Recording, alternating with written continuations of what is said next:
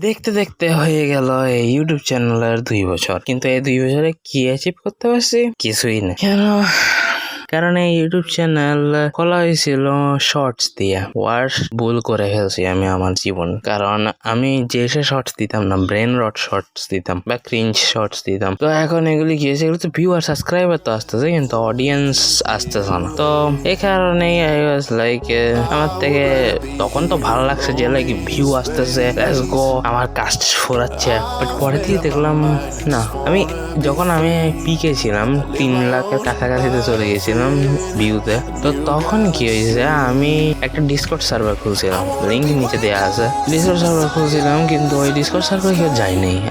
কেন যায়নি এটা আমি বুঝতেছিলাম না। লাইক প্রতিদিন আমার ইউটিউব চ্যানেলে এতগুলি ভিউ আসতেছে, কিন্তু আমার ডিসকর্ড সার্ভারে কেউ যাচ্ছে না। তা আচ্ছা ঠিক আছে, ভিডিওর মধ্যে ডিসক্রিপশনে দিয়ে আসি। আমি দিছি, কিন্তু কোনো রিয়াকশন নাই। লাইক দেখে লাগতেছে যে আমি ভিউ পাচ্ছিলাম, কিন্তু সবাই আমাকে গোস্ট করতে।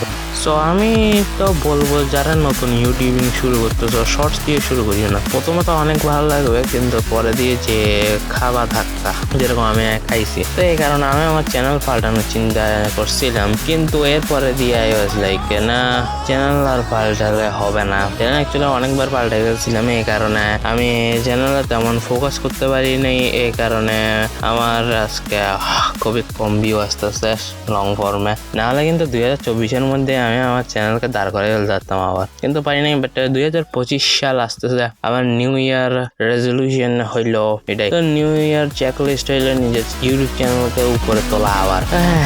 যদি এদের পর্যন্ত চলে আসেন, তাহলে লাইক আর সাবস্ক্রাইব করে দিয়ে যান। Enjoy 2025 as best as you can.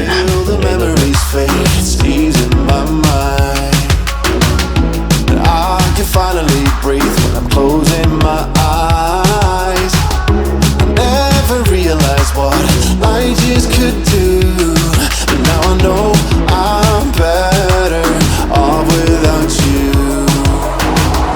I wanna be weightless in the silence of the night sky. I wanna free fall into nothing at all. I'm taking the moment